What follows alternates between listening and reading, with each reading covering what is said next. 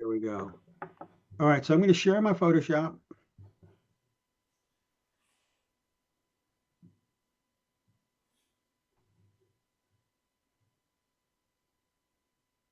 And you should be looking at it now, right? Yep. All right. So the first thing I'm going to do is just kind of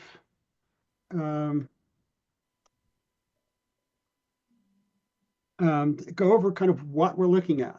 So, Can I ask you a question, Bob? Of course. So when I do the home of Photoshop, Yep. I get this new file, open, etc. So how do I bring a photo other than working on Lightroom? Then I say edit in Photoshop. If I just want to start with Photoshop, how do I drop the file in Photoshop?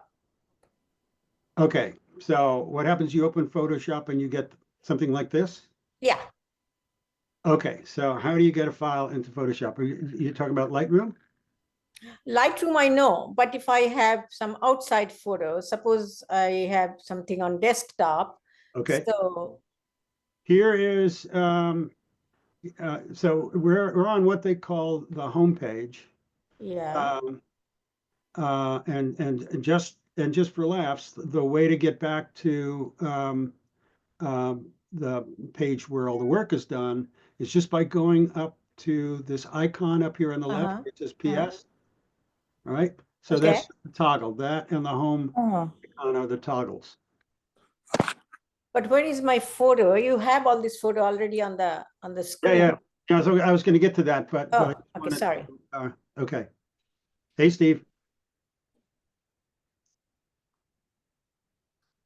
Oops. Okay, you with us? Steve?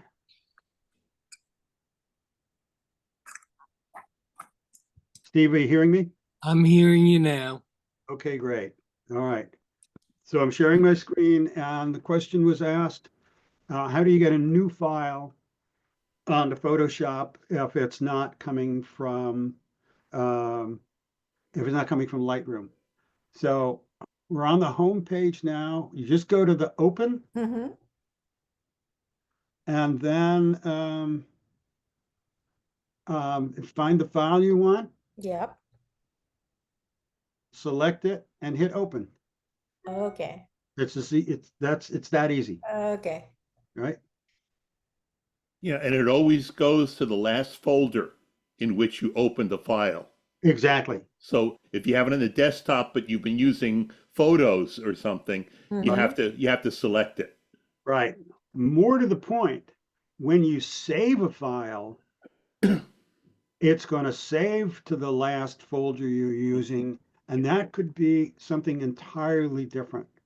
You know, I do a newsletter for a grassroots organization, and so I put out that newsletter with graphics every Sunday night, or I make it every Sunday night and publish it Monday mornings, which means for the rest of the week, you know, at least early in the week, if I use Photoshop, I'm going to save to that grassroots organization file unless I pay attention. Okay. All right. Okay. I'll get rid of that. Okay. So there's a fancier way to do it. I don't know if you want to see the fancier way. Let's keep it simple. Okay, watch this though. It's cute. Okay, so I've opened up my my Explorer, which is the same as Finder on a Mac. I'm going to grab the image. I'm going to bring it down to where the Photoshop icon is. At the bottom. And then I'm going to bring it back up here onto, you know, above the menu, and it opens there too. It didn't happen here. Yeah, I didn't see that. Want to do it again? It didn't happen here. Yeah, we stayed on the same screen, Yeah. the same Photoshop. With the shoreline. Oh, you didn't see it. No. Oh, you know why? Yeah, it's because what I'm sharing is just Photoshop and not my screen generally. Okay. But that's how you would do it. I could, yeah. You know what? What the hell? I'm going to unshare this.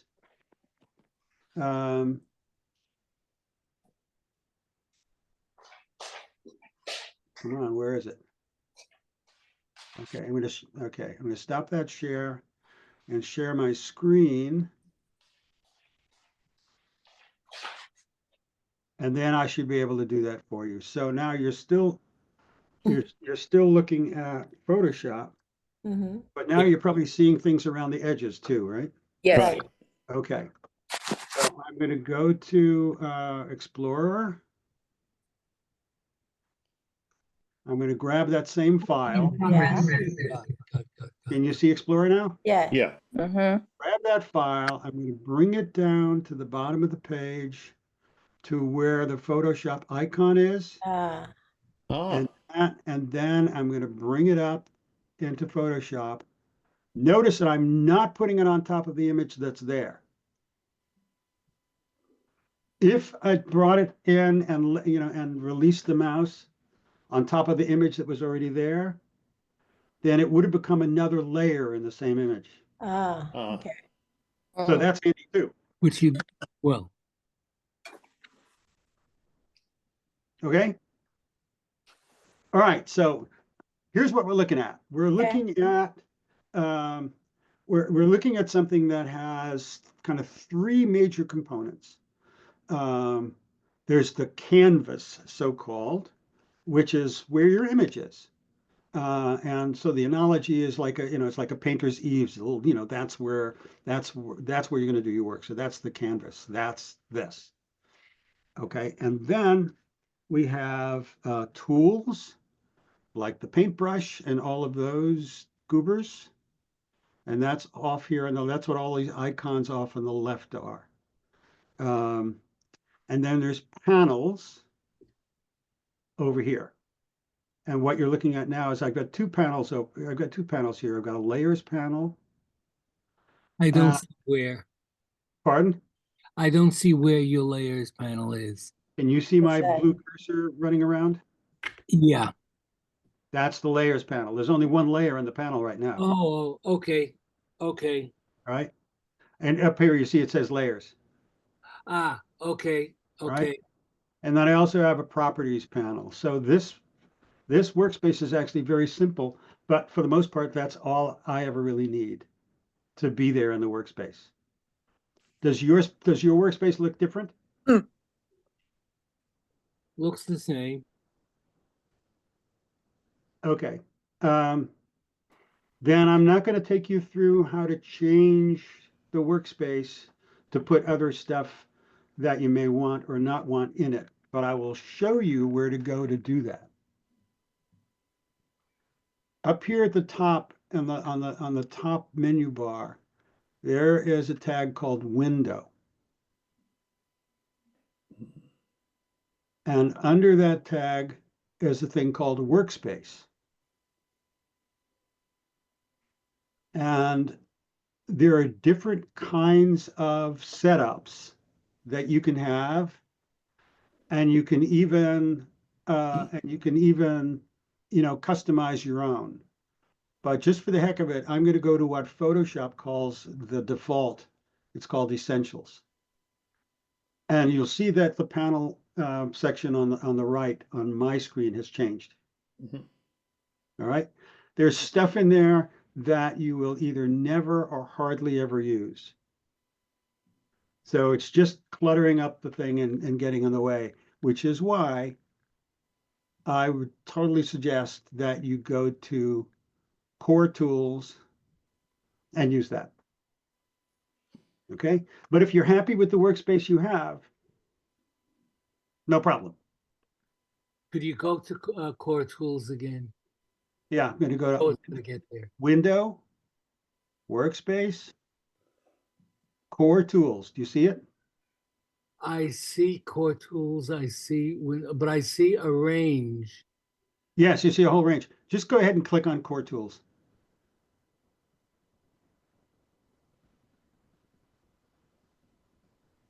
Nothing's happened. Oh, so what are you looking at now in terms of your panels? What do you see?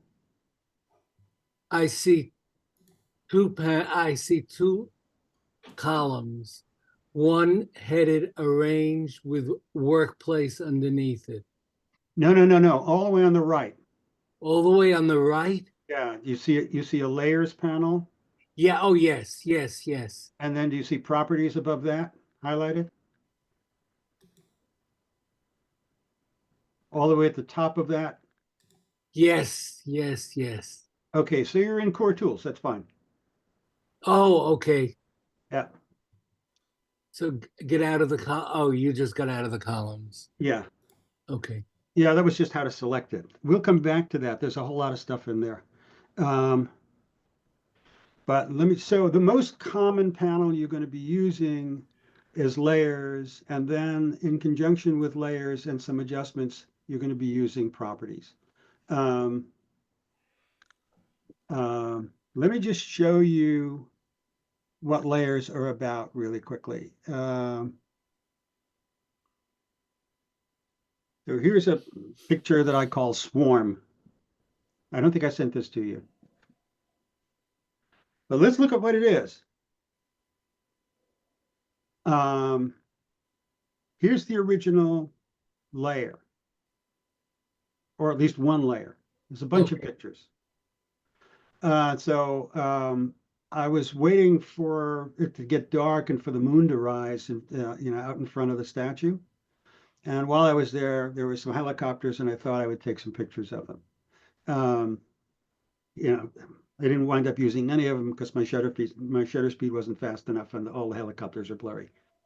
But I duplicated so I took a number of pictures with helicopters in different positions. So here's the next one. And now here's the next one. And the next. And the next. And the next.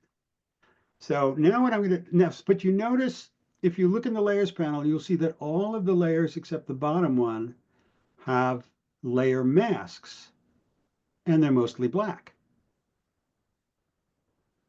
What's going on there?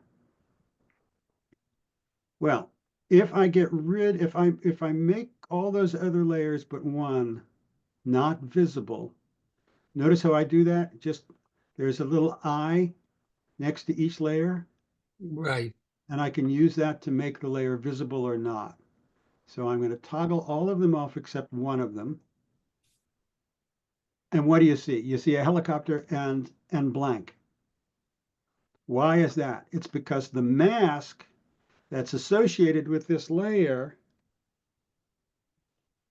has just a little bit of white stuff in it, and the white stuff allows you to see what's on that layer. The black says you can't see what's on that layer. Does that make sense? Yeah. Now, Yeah. how do Mhm. you get there? In other words, I understand the concept, but I have no clue as to how to do that. Ah, this is so important. We're going to stop and do that. All right. I'm going to get rid of all of these guys. I'm the token dumb person. No. No, all doctors are, Al. That's Uh-huh. exactly what this is for, Al. Hmm. Okay, so I'm going to I'm just going to copy this layer. And do you know how to copy a layer? No. All No. right, I'm going to select this layer. I'm going to put my finger on the control, or if you have an Apple, it's command, and put my finger on control or command and type the letter J. And lo and behold, I have a copy. If you want to do that, go ahead and do it.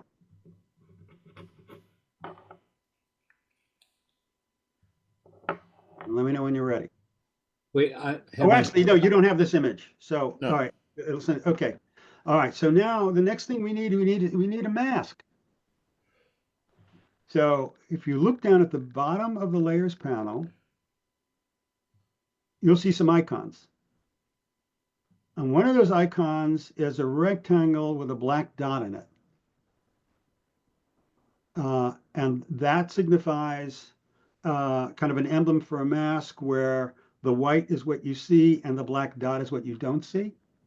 So all you need to do is, having selected the layer you're interested in, just click on that icon, and now we have a mask there.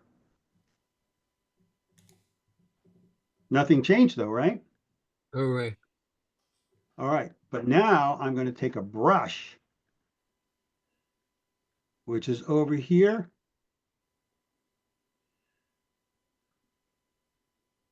And I'm going to look and I notice over here that the foreground color of the brush is black. That means if I brush on this mask over here, it's going to make the area that I paint black invisible. So let's get rid of the helicopter. Now remember, I'm on the mask, not the image. Okay, if I'm on the image and I do this, wait, Lose it. if I'm on the image and I do this, I'm going to paint black on the helicopter. I don't want to do that.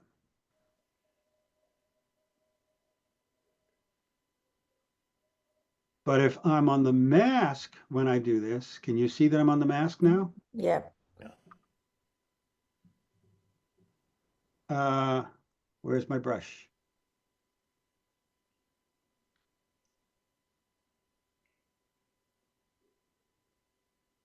Oh, I know. There you go. We were seeing it from the layer below. So if just on this layer, so if I just paint this mask black, I get rid of the helicopter. But while we're playing, I got a problem now, don't I? Because now I've got this thing with just nothing there. So I need to create another layer. And here's what I'm going to do. I'm going to use another tool. You see the eyedropper there? Mm-hmm. I clicked on that. And now I'm going to click on the sky. And what you notice is now the foreground color for the brush has changed to the color of the sky. So what I can do now is take my brush, or not the brush, but come down here to something called adjustment layers, put in a solid color layer. It's going to come in at the color that I just selected. And notice that it's under the layer that I just made the mask for. So because the mask on the layer is affected is black here, that means it won't show that part of this layer, and whatever is under it will show.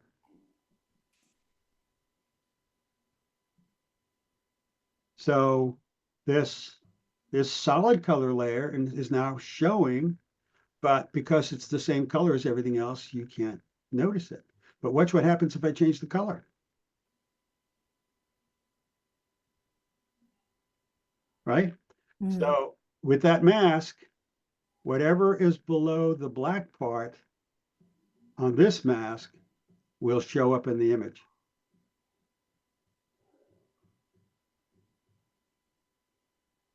Confusion? Very much, but you don't want to do that.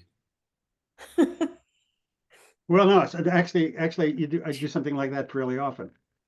Not something as awful as this, but But Bob, yeah. if you accidentally put the black, but you don't want it, can you delete that mask? Well, Start all over again? yeah, absolutely. So there's okay. So there's two ways to play that game. You can just do Control Z or Command Z Okay. and step back, but there's something else in this panel that I will show you. You see the little three? Yeah. Okay, that's the history. Okay. So This shows you all the different things that that I've done since I've opened this. okay. Okay, so The last thing, add layer mask. So if I just click here, Uh-huh. it undoes all of the Okay.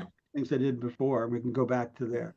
Oh, wow. Because Okay. I've been doing edit undo about 150 times. Yeah, I know, Yeah, but if you know, yeah, what, that's really neat. yeah, okay. So there, and you see, basically, remember, I turned all these layers and turned it back on again. Uh-huh. Right. Every one of those is layer visibility. Mhm. Turn it off or turn it on again. It's just layered visibility. Okay. So we're going to do more with masks later on. Masks are so terribly important. Um, you know, man, how important how important are masks to your work, Alan? Who, me? No, Alan. Oh, I see. Oh, He's muted. oh, Okay. Alan. Sorry. Yeah. You know, if you think of all those composites that Alan does, all of his stuff has so many layers, and all of those layers are masked except for the one thing that he wants to show you. You're muted, sir. What if I wanted to work directly on the mask? How would I eliminate it? And What do you mean by working directly on a mask? well, I I blackened it out and got rid of something. How do I can I work right on the mask and make it disappear? And make the mask disappear or make your work disappear? Yeah. Yeah, Undo what I did yeah, right on absolutely. the mask. Okay, actually, yeah, working with a mask is actually, so the thing about a mask is it's either black or white. Okay, because black, remember, conceals what's on that layer, white reveals what's on that layer. So if I want to reverse what I did on a mask, all I have to do is take my brush, turn it black,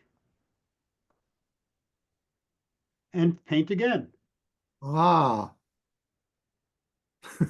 thank you, Bob. You're very welcome. And now we have made that helicopter disappear. Uh, okay, so the other thing is, so how do I get to look at the mask and not the image? All right, so I've opened up this layer so we can see. If I click on the image, then that's what I'm looking at. And again, if I use a mask, I'm going to be brushing on the mask. But if I click on the mask, then I'm working on the mask. So it all depends on what you've selected.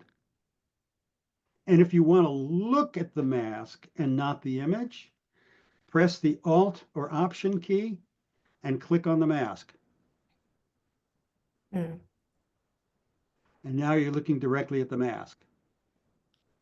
That helps a lot when you're, when you're making fine selections sometimes and you need to refine your mask um, using the brush. Um,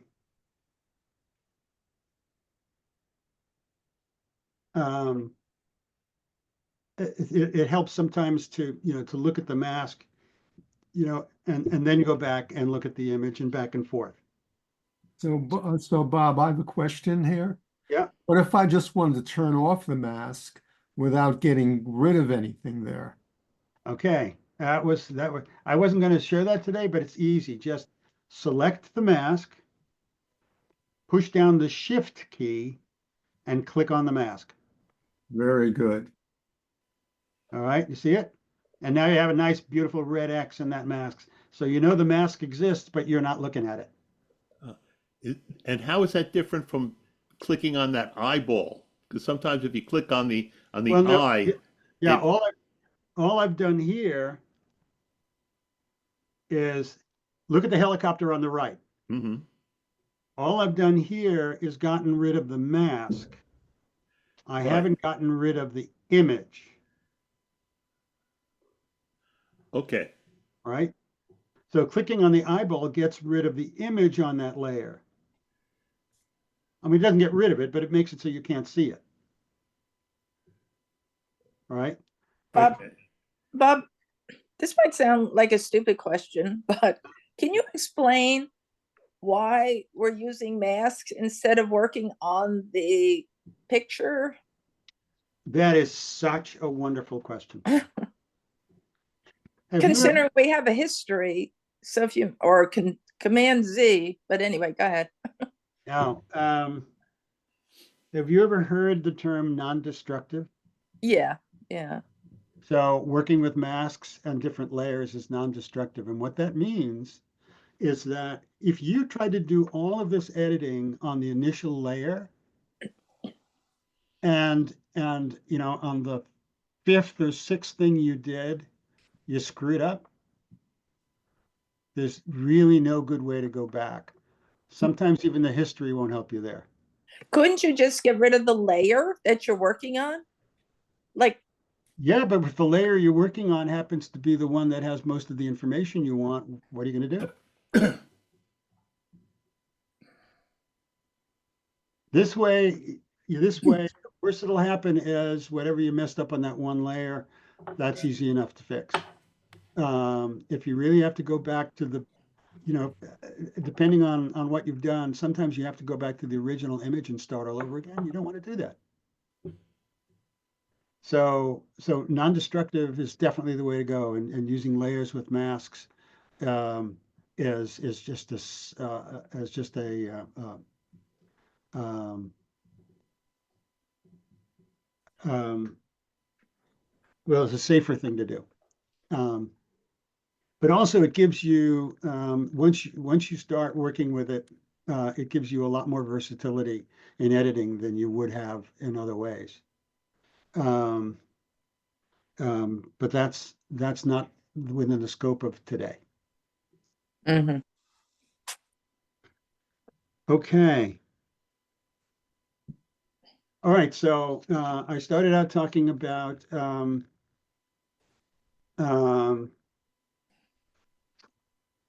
just the entire scope of what we're looking at, and one part I haven't gotten to is this stuff up on top, and those are called the bars. Actually, there's two on top and one on the bottom. Let's do the bottom one first. It's called the status bar down here, way down to the left. Mhm. And right now you're looking at something that says Pro Photo RGB. What the heck is that? Do you know Yeah. what a color gamut is? Kind of. Okay, so it's you know, basically it's the scope of the colors that the device you're working on can actually produce.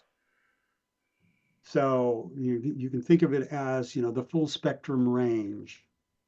Um, and what they call those ranges is gamuts.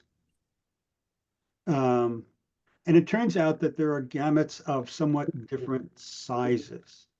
So the largest one is ProPhoto RGB. It means it can cover, it can handle more subtle color variations than some of the others. And some people call that a bigger space, a bigger color space. Just below that is something called Adobe RGB 1998. But the one that you're going to work towards most of the time, if you're putting stuff, you know, online or posting stuff to Photo Contest Pro, is something called sRGB, which is a smaller gamut. And basically, it's what most TV and computer monitors can actually work with. You have to spend a lot of money to get a monitor that can handle um, a larger gamut. And most of the time, it doesn't make any difference at all. If you were working for Clairol and you had to produce the exact color of that tint of hair on the box, then those gamuts would matter. So it's, you know, it's that kind of thing.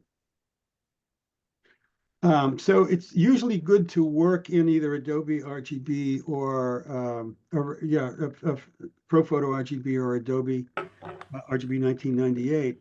But when you export for the web, you need to go to sRGB.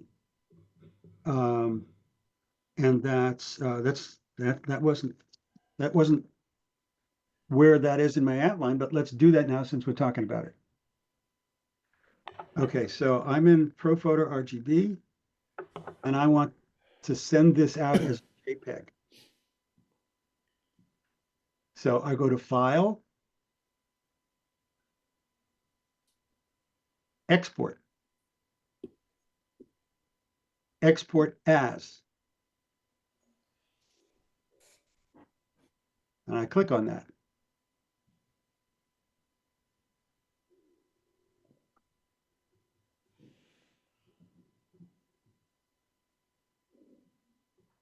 Look at that. It looks like I've already resized this for Photo Contest Pro. But if it were not, let's just change this a little bit. Let's just say this is, I'm gonna make this a big file. So what I would do is I would highlight this, the largest line. In this case, it's square, so it doesn't matter. But I would highlight the largest line. I would type in 1920 and just hit return. And I only have to do the one because the aspect ratio will be maintained. So the second line will change. Having done that, then the really important thing to do is go down and look down here towards the bottom. It says convert to sRGB and embed color profile. You need to do that every time. Every time. Now, it it used to be, now I just upgraded like last month to the current Photoshop. I was using CS6 from like 1995. Oh yeah, that's and a totally different window. I mean, yeah, totally but the beauty was you could just say File Save As and right, click JPEG, and it right. would automatically flatten the layers. And it was Oh, driving this me. does the same thing because it's Well, going. If you look at the top, it's going to be a JPEG. but you have to export. It used to be you could do File Save As, click JPEG, and it would automatically do that. So it's just it's a little different. It basically it's a little streamlined. Okay. It's mostly what you need. So the process that you're talking about is still there. Hmm. Okay, but anyway, if I hit export, then it's going to go to the last folder I was working in. And if you need to change that to put it in another folder, that's what you do. So let me hit export. It's gone to the desktop. I don't want it to the desktop, so I'll find another folder and save it in there, but I'm not going to bother right now. But you So get that. if you took it from Lightroom, would it go back into Lightroom? Yeah. Yes. Well, but not as export. Not Not as as export. Then you just close. So yeah, let me cancel this. Let me cancel this. So if I want to save it in, and frankly, that's what I always do, because I bring my images into Lightroom and I work from Lightroom. Mhm. You know, Alan doesn't do that. Alan uses Bridge, and okay, you know, some people like sugar and some people like cinnamon. Um, um,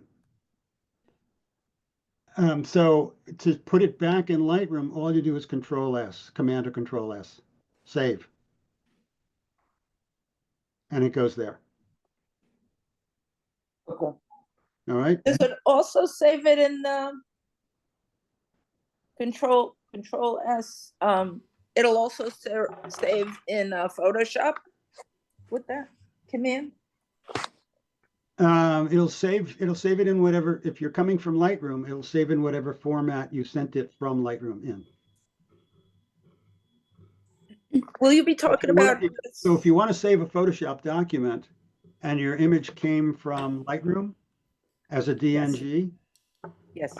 then you would save it to another folder. So you would do File, Save As. And now you see it's a PSD. but I can also change that to a PDF or a TIFF. But not a JPEG. Not in save as, okay? Not in save as, but I'm not finished with you yet. Watch this one. I go to export, save for web legacy. Al, that's what you know. Okay. All right, you can save it. It's now set for GIF, but I can save it as a JPEG. And I can see multiple versions of it and what size they are and all of that. That's what you're talking about. Wow. Okay. I had been saving as TIFF, then opening it in GIMP, and then saving it as JPEG. Talk Right. about involved stupid. But okay, this is much No, better. nothing stupid about it. But whatever works. But No, this is good. Yeah. So so the export and export out typically is all you need. But there are a few more bells and whistles if you want them in the other one, and you know where.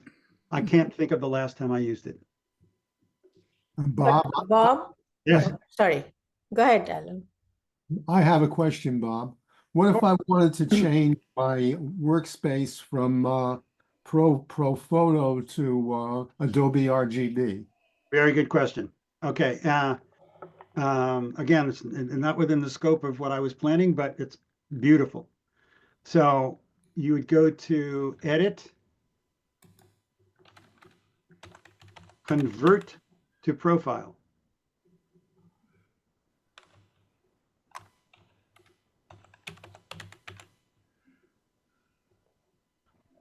And now I can change now it's in ProPhoto, I can change it to Adobe RGB, or I can change it to a whole lot of other things, sRGB.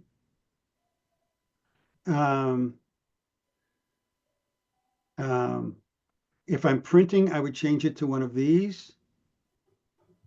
But again, that's way beyond. So I'm going back to Adobe RGB 1998 and hit OK. And what you notice is that nothing changed here.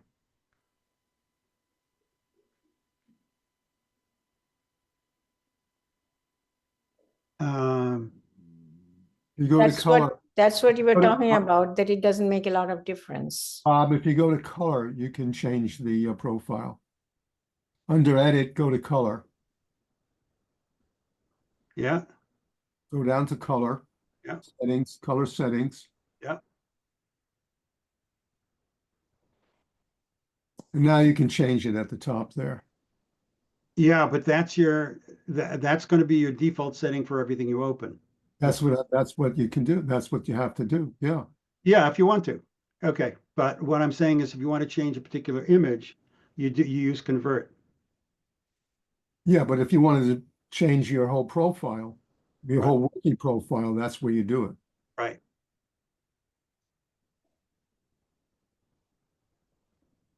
Right. So I'm set for ProPhoto, and I can change to Adobe RGB. Yeah, and there you go. And Okay. now it's changed on the bottom. Yeah. Right. So, but here's an important thing, guys. When you want to change from one profile to another, make sure you use convert. Don't use assign, because assign can actually change the color values that you're looking at. What do you mean by that? I mean, I don't want to pull up yet another image, but let's say you're working with an sRGB image. Uh-huh. And you assign Adobe RGB or ProPhoto, it's going to actually change the color quality of the picture. Assign the way you just showed us. That's But here, let's look here. You've got assign profile. assign profile. Yeah. Convert to profile. Yeah. Avoid assign profile unless you want to make some changes. Just use convert and everything will be exactly the same. Okay. All right.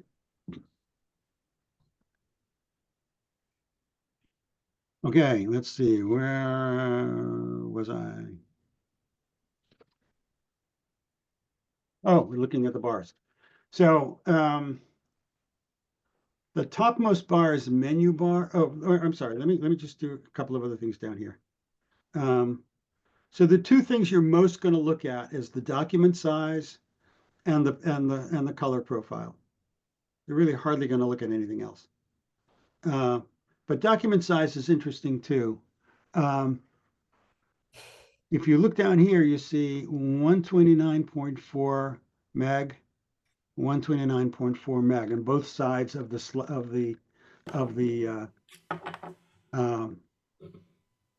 slant, right? But what if I add a layer? You notice the number to the right has changed. So what that's showing you is your document size, and the first number is your original baseline layer. And then the one on the right is the actual file size with all the layers that you've got. So one of the things you can do if you want to save space, you can work on a document, use, 5 layers, 25 layers, 100 layers, doesn't matter. But when you're absolutely done with it, you can flatten it all back into one layer. So you don't use all that disk space. So how do you do that? How do you flatten? Yeah. If you go to any layer and right click, one of the things you'll see is flatten image. Where? So well, I'm on any layer right now. You see that I'm on a layer? Uh-huh. I right click on it, Right.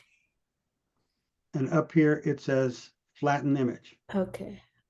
Click on that and I'll have one layer. And that's Okay. even if you have 17 layers, Right, it collapses everything. right. So now I have one layer again.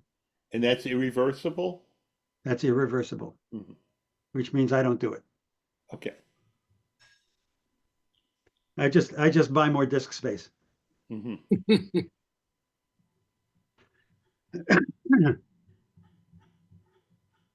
So we'll look at this top layer in a second, but I want to show you. Bob, your this meeting is being recorded. Line is kind of covering the top on my screen. How do I move? I cannot move it. You have to. What if I move this down a little bit? Can you see? Yeah. All right, hold on just a sec. I'm just going to make Photoshop a little smaller so that you don't have that. Okay, is it out of your way now? No. Now it is. Now it is? Yeah. Okay. I think you can close the back, all this, because you opened your Explorer. I can see all those things at the back. Oh, But it's okay. You can go. I can see it now. so my my desktop is a slide, well, never mind, I can get rid of that. But my desktop is a slideshow of my wife.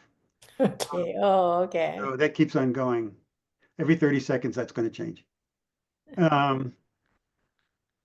Okay, but you have no interference now, right? No. Okay. Where were we? Oh, so this second bar down here is called an options bar. And I want you to look at it while I just click on something else. Just keep an eye on that options bar. See how it changes? Yeah. So it's options for every different tool that you use. Oh, okay. And so that'll change depending on the tool you're using. Mm. So here's one important thing that's kind of useful to know about the brush tool, because you can use the brush tool a lot. Let's just say I'm going to make the statue a little bigger. let's say I wanna make her head a little darker. So I can use the brush to do that, a black brush, but that's ridiculous, Mhm. right? That's ridiculous. So what I can do is I can lower the flow of the brush. See where it's blue up there? Mm-hmm. Okay, I'm gonna lower that to maybe 3 or 4%. So that means the strength of every stroke of my brush is only going to be about 3% of the total that it could be. And that allows me to paint as though I were skilled with using charcoal or something like that. So I could make her head a little darker without screwing everything up. So it's a great way to dodge and burn. So this is, this is a great tool for burning using a brush. So if you want to use another color, suppose you want to make her hair brown. So how do you change that? I go over here. Remember, I'm in the picture, so I go over here to the color, Mm-hmm. click on it, Oh, okay. and it brings up a color picker. So I can make her a redhead now. Oh, question on that color palette, because you have shades of red, but then if you go back to that, yeah, then there's blue and green and yellow.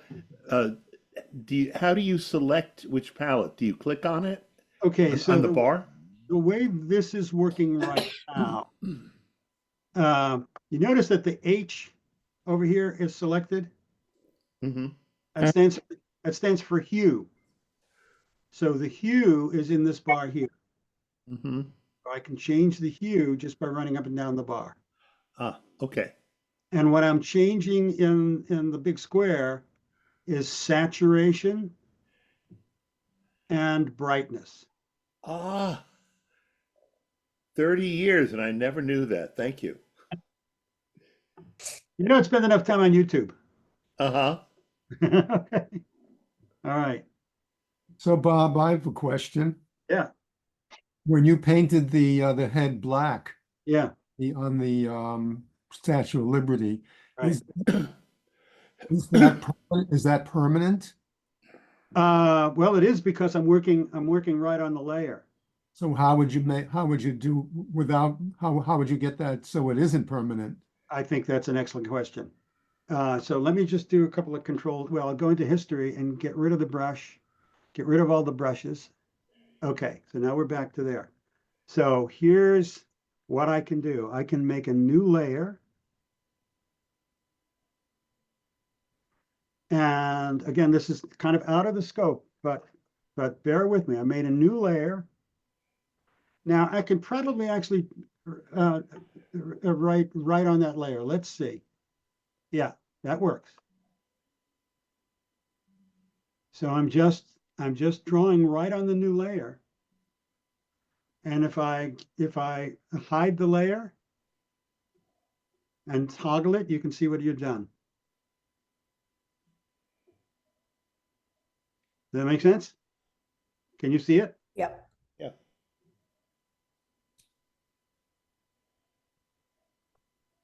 So now I'm going to make the torch red. I'm going to take the brush. I'm going to turn it as red as I can.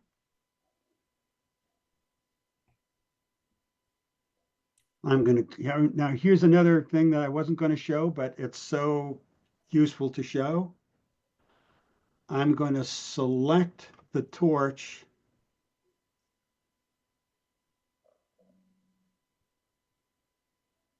using something called an object selection tool over here. And now can you see the marching ants? Yeah. So now if I select the brush again, It's not going to work. it totally will. Not going to work. You're on a background layer. Oh, you're right. Okay. Yeah, let me go to this layer. I'll go to the new layer.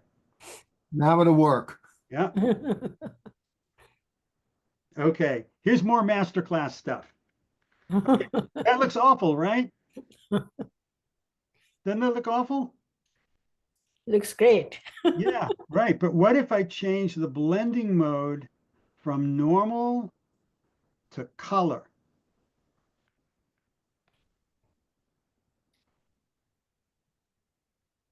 Now, whatever had color in the torch Hmm. is red, and whatever was white stays white. And if I think it's too much, I can lower the opacity.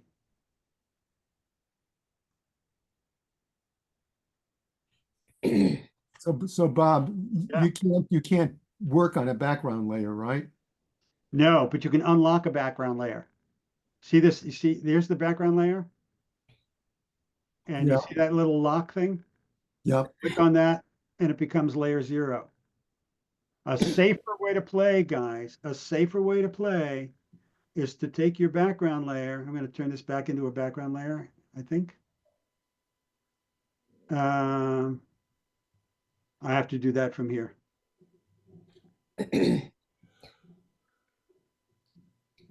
I never do this, so I don't know where to find it. It doesn't matter. Let's not worry about it. But anyway, the safer thing to do is just take your background layer and duplicate it. Just duplicate it. And just don't do anything with that first layer. So you know you can always go back to it. Right? But right, you can't work on a background layer. All right. Have I lost anybody? Bob, where did you get the color? Where was that color thing? I All the couldn't. way over on the left. Watch my cursor. All the way No, over. but you changed the color to be like light and dark in the, Oh, to make it light, to make it lighter or darker. yeah. Where'd you do Over here that? in the layer, there's something called opacity. And I can change that by, if I click on the word opacity and move my cursor and move my mouse to the right, it's 100%. No, but you made it not just be, you said when you first changed it, it looked awful.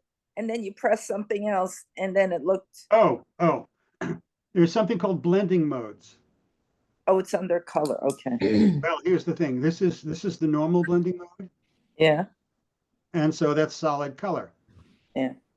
But you can do different things with these different ways of blending the pixels.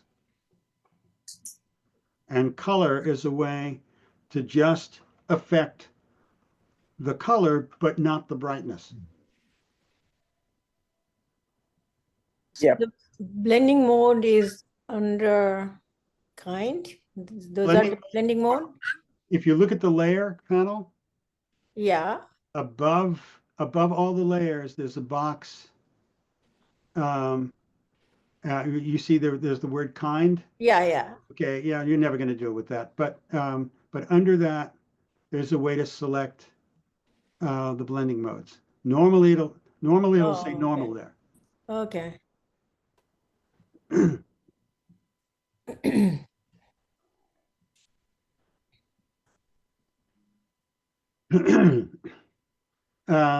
Okay. So you asked about opening a file, but you didn't ask about how to, oops. Okay, never mind. You didn't ask about how to make a new file. And I'm going to show you that now. Go to File, New, and then you can pick from a menu of sizes that's based on what you've done before. If you haven't done anything at all, if this is the first time you're opening Photoshop, then there won't be anything there. But you can also come over here on the right and say, I want my image to be 1920 pixels wide and 756 pixels high. And I hit create. and I have a new file. So, right, okay, if you just, there's a keyboard shortcut for that too. It's just Command or Control N for Nancy, and it brings up that page. And that's how to create a new file from scratch. And sometimes you're going to do that if you're making a composite. It's very often the case that what you do is you'll take something from one image and put it into your new file, and then you take something from another image and put it into your new file. So it's handy to have a blank slate like that sometimes. So in that case, you just drop those files from your top there. Yeah, I'm going to show you how to do that.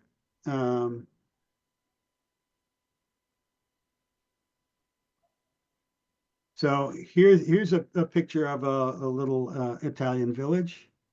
And what I'm going to do is I'm going to click on the layer.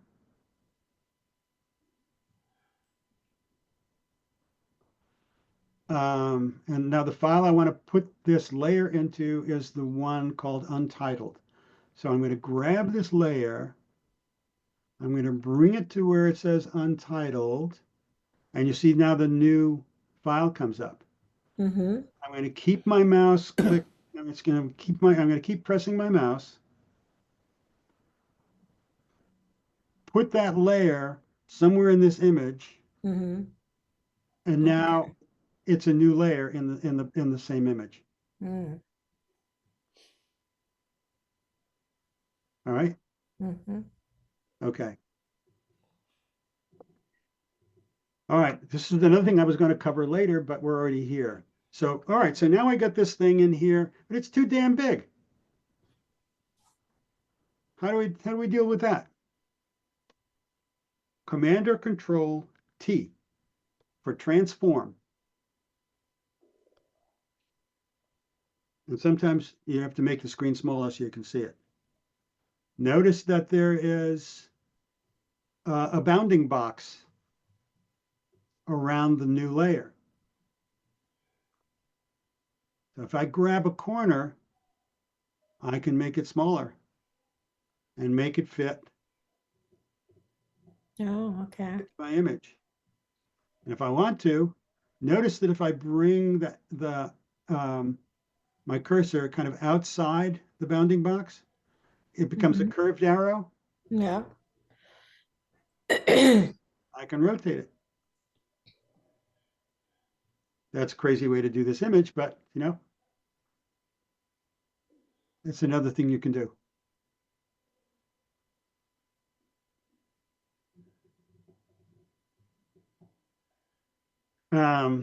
So that's how you would do that.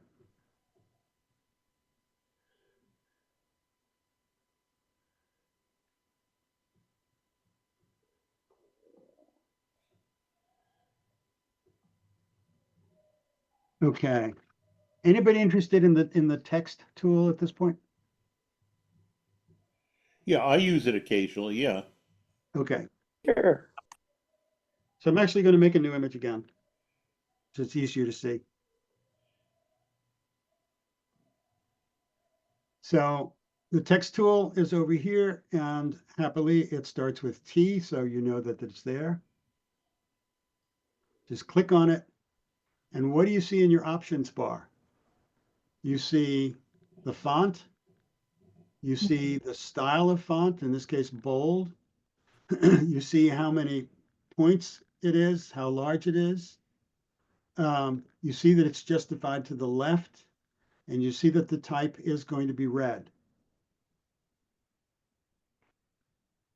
So all you do is bring your cursor down into wherever your document is, and you get this lorem ipsum thing. So just type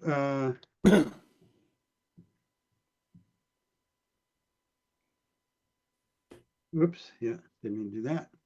And then click on the check bar up at top. And notice what happened. It created a new layer. Oh, And you okay. look in your layers panel, and the layer has a T in the icon, so you know it's a text layer. Not only that, but it also says what the words are.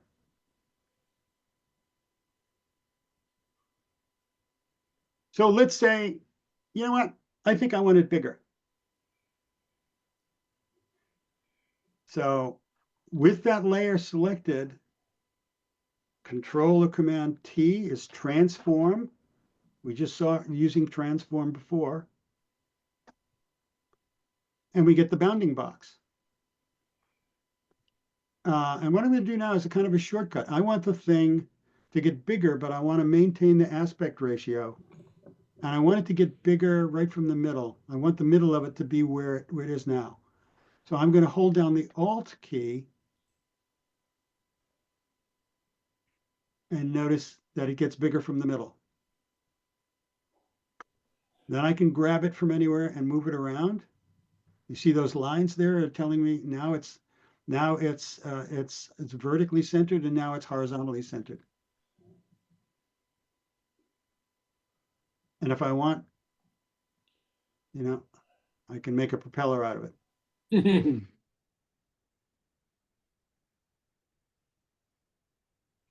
Now, with the layer selected, I'm not sure about this, but I think I can do this. Notice we're up in properties. With the layer selected, can I change the color of it? Yep. Just by going into properties.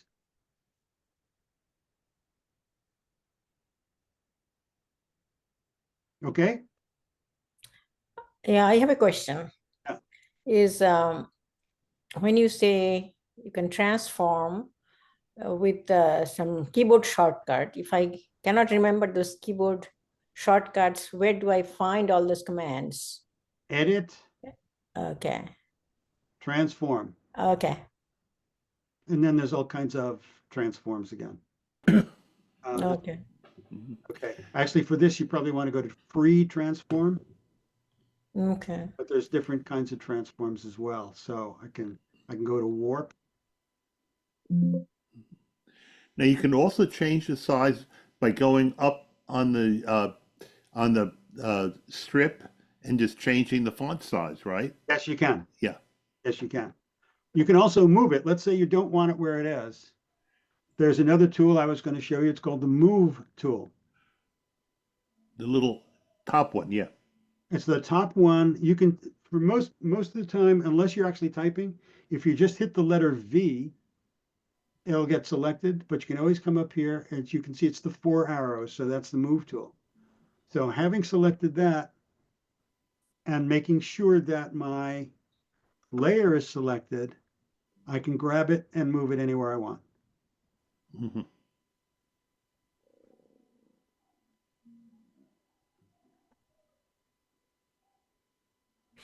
So one of the things that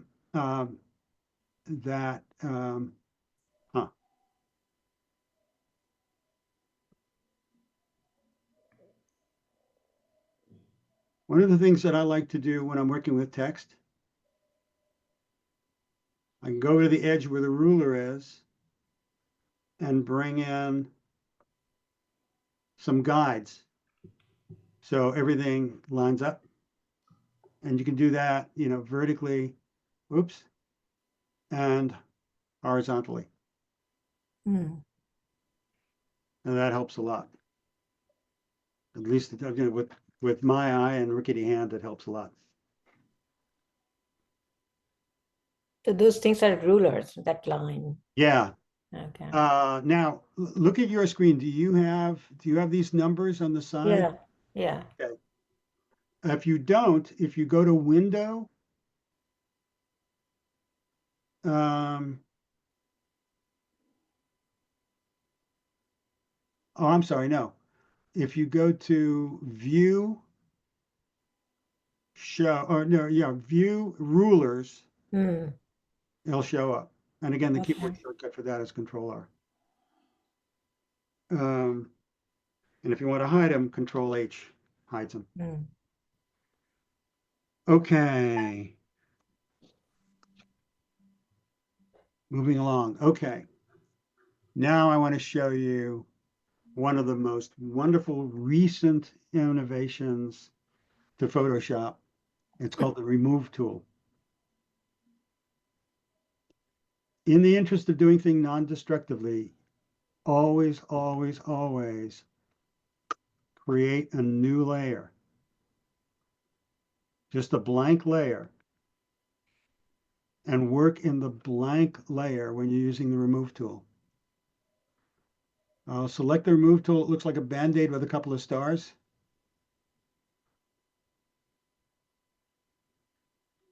And up at the top in the options bar, you want to make sure that Sample All Layers is selected. That will enable you to work in this blank layer as opposed to working destructively on what's underneath. I'm going to get rid of these people. I'm just going to paint over them. You can usually just paint around them. You don't have to paint everything. It'll find it. And now I'm going to hit this little check mark. And they are gone. It's ghosts. There are shadows. Yeah, that's because I forgot to select them. Yeah. And there's also something over here I want to get rid of. So I'll do it again. Wow. Is that amazing? So Bob is kind of doing the similar thing as generative fill, right? But generative fill is different. So let me get rid of this layer. Let's see what happens if I use generative fill in this.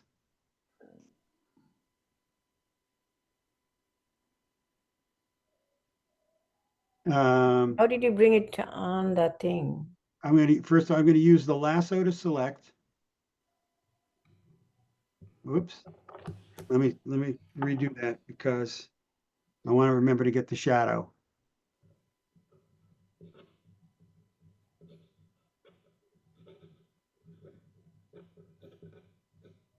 So I've selected it.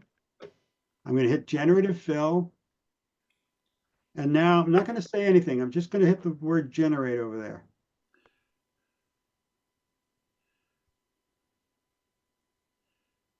That's usually the way to get rid of something. Yeah. Problem is it may put something in there that you don't want. But in this case, it was perfect.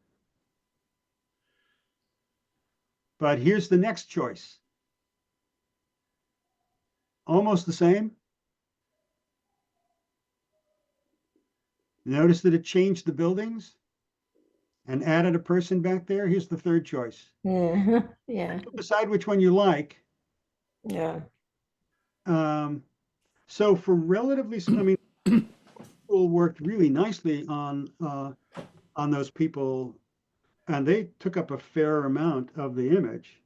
So that was amazing, and that was without AI. Yeah. But what the Remove tool doesn't do for the most part is it doesn't distort Oh, okay. the image in a way that you might not like. Again,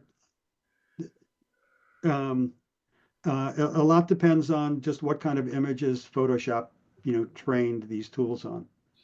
So you don't necessarily know how it's going to turn out. But one of the beautiful things about the generative AI is you get 3 choices. So you can pick the one you want, Mm-hmm.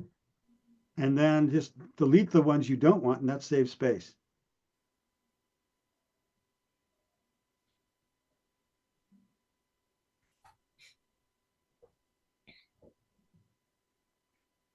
How are we doing for time? I want to do some work with masks and some other things. Okay. And I have a couple of files that I want to play with here. So this is Statue Sky. And what you can see is that I've got two pictures of the same thing, basically at different exposures.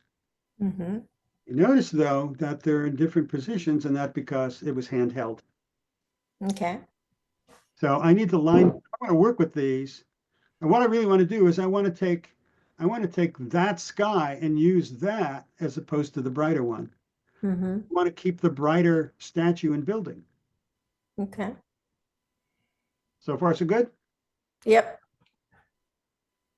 All right, so the first thing I have to do is line these things up. So I'm going to select both of them. And I can just basically just hold down the control key and click on both layers. So you can see Yeah. that they're highlighted. Yep. Then I'm going to go to Edit, Auto Align Layers. Okay. So this is something you're going to do when you're focus stacking as well. Auto Align Layers. And so now they're lined up, but you can see I've, there's a problem with the overlap part, but it's not really an issue because all I have to do is crop. Mm-hmm. And what I'm going to do is I'm going to hit the letter C for crop. And I've already done this. I'm going to select the aspect ratio that I want, in this case, just 1:1. And I'm going to bring in the edges until I don't have any of those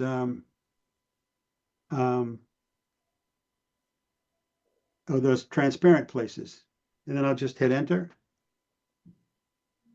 And that's now I'm done, and they're lined up. Oh no, I didn't do it right. I need to back up.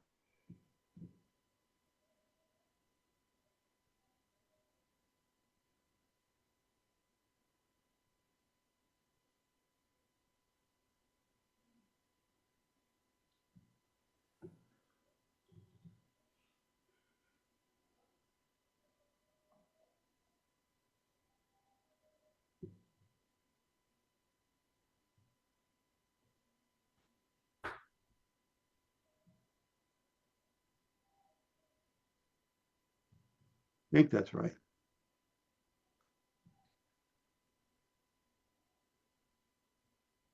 All right. It doesn't really matter which way these layers go, but I tend to like, if I'm going to replace a sky, I tend to like to put the sky that I want to work with on top. So what I'll do is I'll grab the bottom layer and just move it up. So now it's the top layer. The masking is a little simpler this way, but I basically just did that to show you can move a layer. Mm-hmm. Okay, now what am I going to do?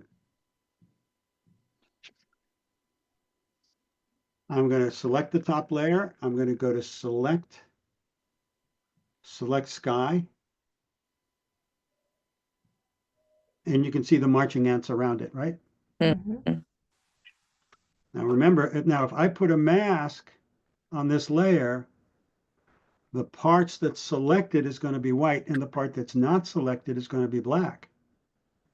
And where it's black, the layer underneath is going to show up.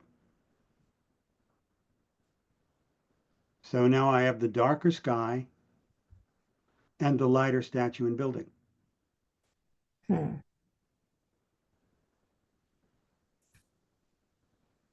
Okay? Are we all still here? Yeah. Yeah. Yes. Okay. So Bob, when you took these two pictures, one exposure you kind of focused on the sky, the other one the statue. That's No, I didn't. I just changed the exposure. Oh, okay. I didn't change the focus at all. Um, and I did that exposure bracketing just for this purpose, but then I don't really like the picture, so I never did anything else with it. Mhm. Okay. Now I'm going to show you something else just for fun. Oh, could you do that by just darkening? In other words, if you were to take an adjustment and just darken the exposure and then do the same thing? Yeah, but you've got to work with a mask. You've got to work with a Yeah. mask. Oh, yeah. Okay. Yes, and that was the next thing I was going to show you. Oh, Have you ever worked with curves? no. Okay.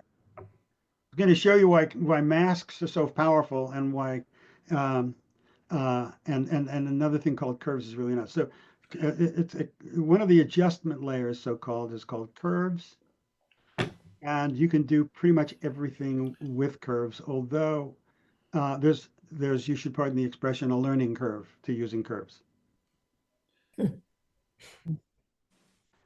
Now, the first thing about this, before I make any changes, is I only want to work with the sky, right?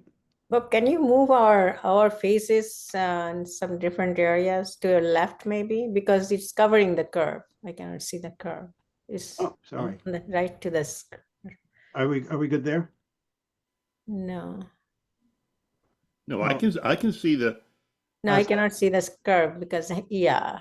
Little more.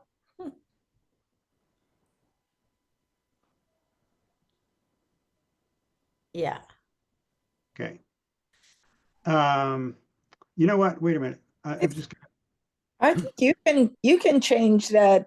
what I'm going to do is I'm going to change the share back to just Photoshop, and then you'll see. Yeah. Hold on.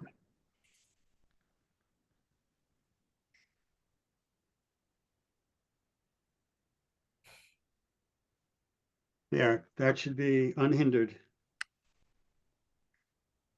Yeah.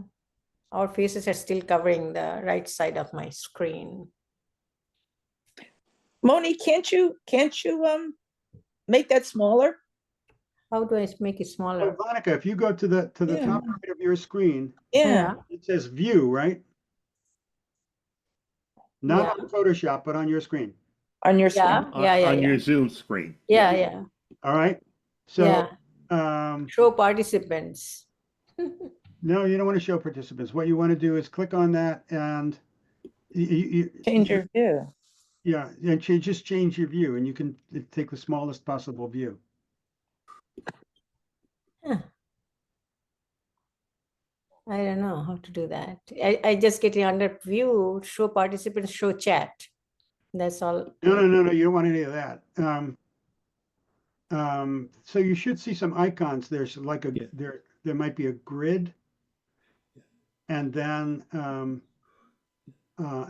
Or how about moving the border between the picture of the gallery of the people and your shared screen? If you move your cursor, Okay, it is at the bottom now. Okay, I can see it now. you can see All right, it. great. Okay. yeah, all right. So now you should be looking at just my Photoshop, right? Mhm. All right. Where the hell was I? Oh yeah. So we want this adjustment to only cover the sky. In other words, we want this adjustment only to affect this layer, not this layer, right? Right. So we can take the adjustment and do what they call clip it, so that it only affects the layer beneath it. So I click this little box and that clips it. And you'll notice now this layer has a little arrow that says whatever happens in this layer only affects the layer below it. And now all I'm going to do is do what in Lightroom you would do, is just changing the whites and the blacks. Okay. Yeah. So basically I'm going to take the blacks and make them deeper. All right. And I might bring down the whites a little bit. No, I'll bring up the whites a little bit. There you go.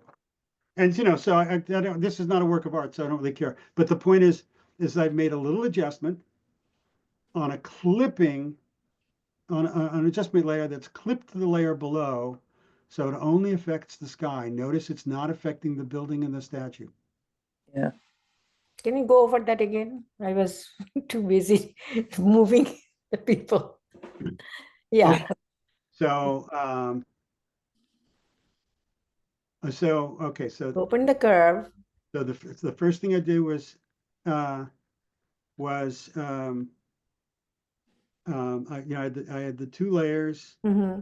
and with the layer where I wanted to use the sky, Mm-hmm. Yeah, I got that one. Yeah. and then I selected the sky and made a mask. Yeah. And so the white part of the mask is the sky. So that's Yeah. the part that's going to be affected. Yeah. Yeah. Then I'll get rid of this. Then I click down here to open an adjustment layer, Yeah. and I selected curves. Oh, okay. And then I clipped that adjustment layer to the sky layer Mm-hmm. by clipping this little box. Okay. Okay. And then what I did was I made the Yeah. blacker Yeah. and the whites Little bit. whiter. Yeah. Okay. Yep. And that's it. So masks, can be really, really, really important. And if you've got time, I want to show you one more fun picture. Are we good? Yep. Yeah. All right. Where do you see this? And this one I actually like. Okay. Nope. Not that one either. Where am I? Face.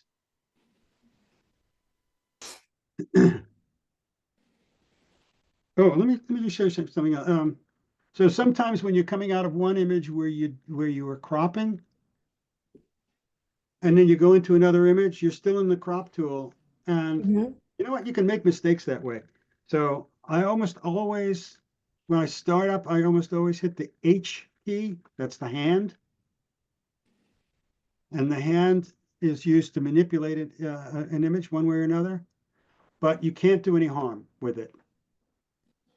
Okay, so what I have here is something from that new wing of the American Museum of Natural History. And to me, it looked like half a face. So I thought, why don't I make a face? How am I going to do that? Well, the first thing I have to do is I have to make this image twice its size, don't I? So I go to image, and not image size, but canvas size. There's a difference. Image is the pixels that you see, Mm-hmm. but the canvas is actually the working space that those pixels can be on. So if I click on canvas and change this to percent, I can make the width 200% of the original. And I can also click one of these arrows to decide in which direction that ought to go. I click OK. And now I've got half a face and pretty much blank. But I can take this image, I can take this layer, and you know what I'm going to do, right? I'm going to duplicate it. Mm-hmm. And now I'm going to transform it. I'm going to go to Edit, Transform, Flip Horizontal.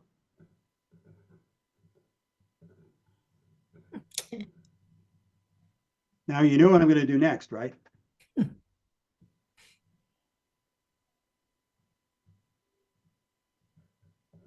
I'm going to take this layer and I'm going to put a mask on it. And here's what I'm going to do. I'm going to take this marquee selection tool. Because what that'll allow me to do is select a rectangle.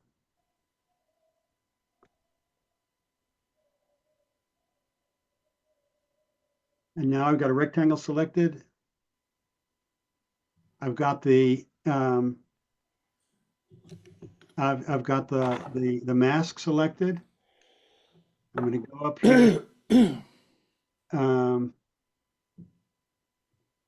edit, fill. I'm going to fill it with black.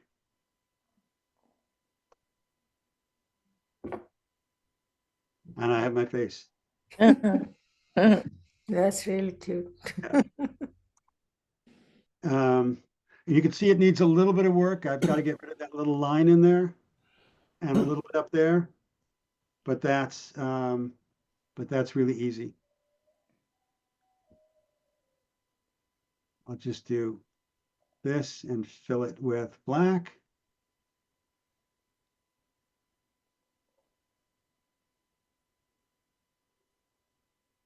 And what I can do here probably is just take a nice soft brush.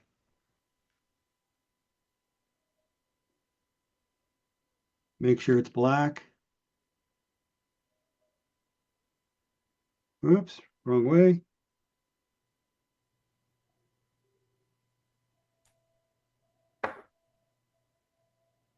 No, that's not right. I know what I'll do. I'll take this image, get the move tool, and just move it over a little bit. There you go. And that takes care of that. And then I can just, I can just crop that little bit or use a generative extend tool. So what did the move tool do? It just moved. Remember, there was a thin line. Uh-huh. The mask was. Yeah, but how I did the just move tool moved cover it? left side over, and it covered it. Oh, okay.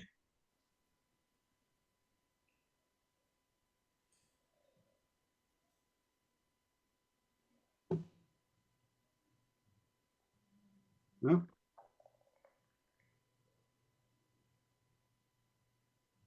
And there we have a nice face. Yeah. Okay, and one last little thing I want to show you. Remember we talked about blending modes? Yeah. So I want to do a little bit, I just want to put a color cast on this. And the way I'm going to do that is I'm going to put another adjustment layer on it, but it's solid color. And this is going to be really weird. I'm going to take like some kind of a magenta. Yeah, like that maybe. That looks pretty awful, right? But now I'm going to take something that's even more awful. I'm going to go all the way down to this really crazy blending mode called hard mix.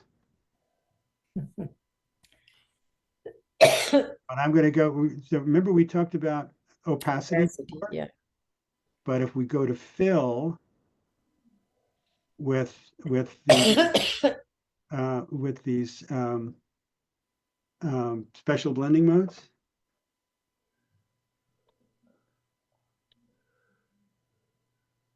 you can get some really nice effects as long as you're subtle with them. So this is just 14%. Hmm. And you get, kind of, and if you don't like the color, you can always go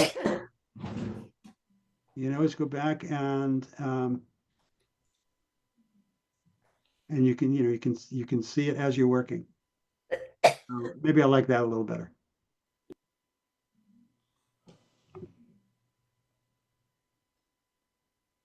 All right. That's what I had for you tonight. there anything else you'd like to ask, or have I exhausted That's great. Yeah, that was great. I'm exhausted. you? Okay. What I'm planning, let me stop the share. So what I'm planning to do in a bunch of sessions starting in January is go over a lot of the stuff we did on the latter part of today in detail. So I would have you understanding a lot of the things you can do with curves and a whole bunch of the other adjustment layers. I would have you understanding how to play and why to play with blending modes. There's another powerful thing called blend if you've ever heard of it, where and you've seen people who use textures, right, in their images.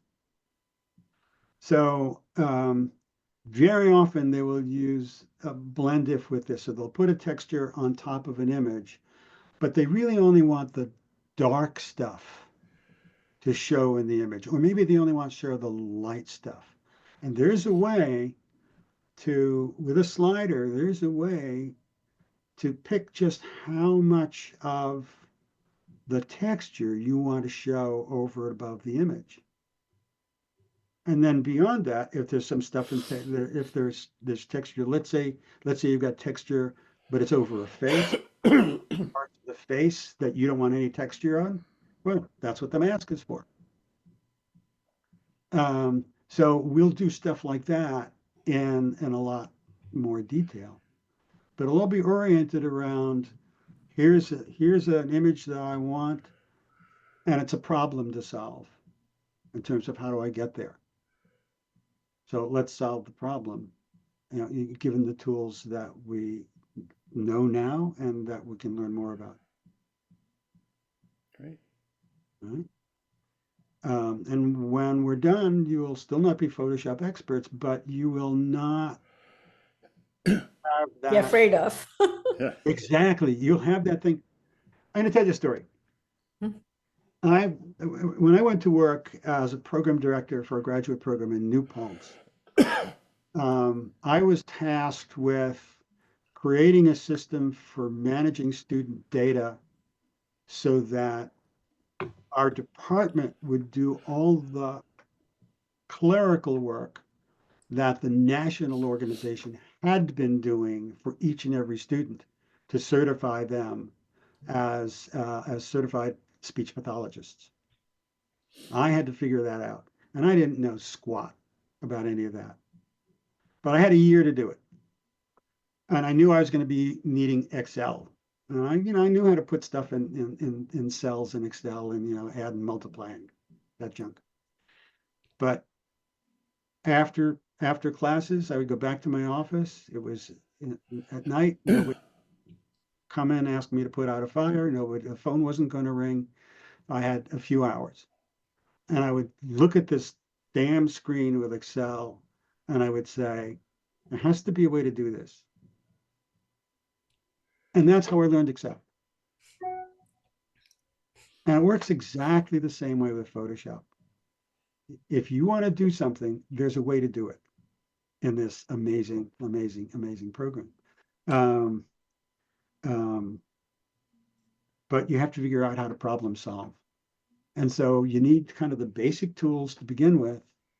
And that gives you, first of all, a rationale for figuring out what might work next, but it also gives you the freedom to just go around and knock around and find what you're looking for.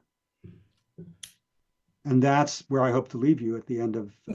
Bob, Yeah. you have a lot of patience to figure out, and I get frustrated and stop. I am just wondering, is it possible for you to, give us some homework that do this? So where we have to use the tools you have taught us today. You know what I would say? I would say, take the images that I sent you Yeah. and try to repeat what I did with them. Is that everything in your note? I didn't I didn't take any note. Most of the things I remember. Yeah. Well, okay, so yeah, here's what I would say. I would say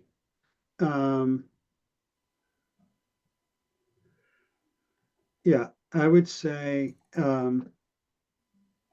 work with masks. Do sky replacements Yeah.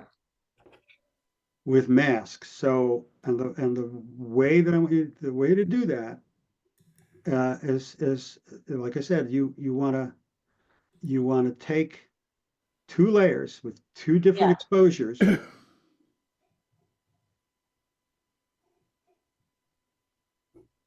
And use a mask and an adjustment layer to make the changes.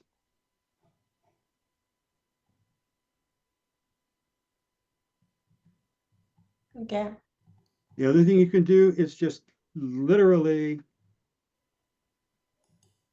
take any two images. It doesn't really matter what they are, if they make any sense together, any two or three or four, but put them into Photoshop in layers. Okay. And then put a mask on all of them except the bottom one. And you can even do the bottom one too. And muck around with the mask to see what effect it has.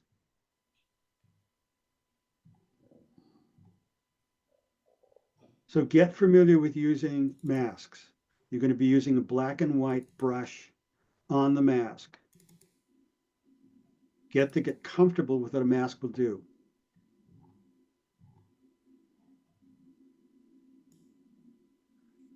In the process of doing that, you will have been using a number of different tools.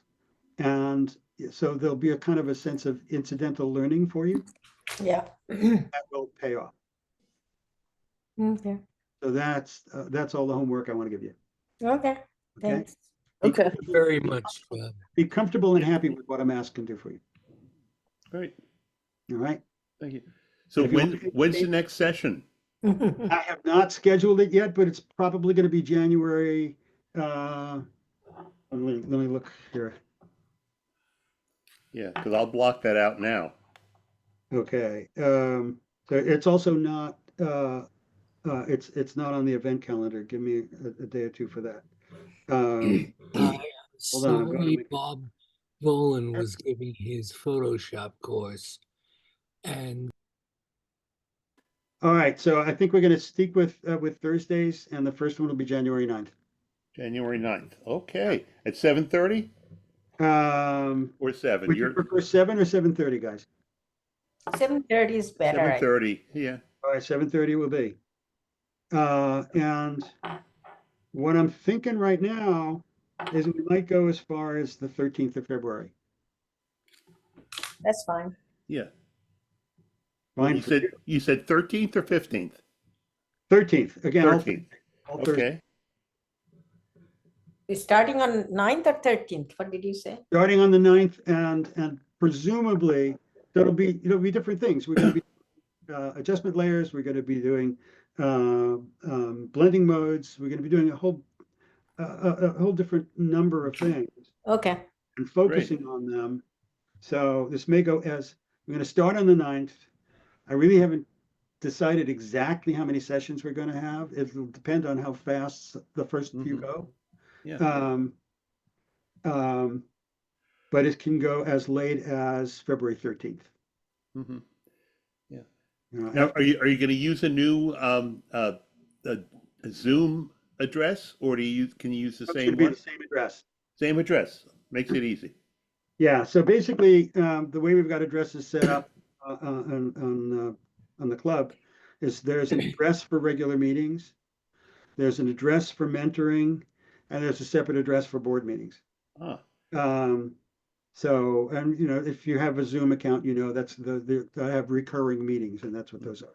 Right. So it's just like layers on my Google Calendar then. There you go. Okay.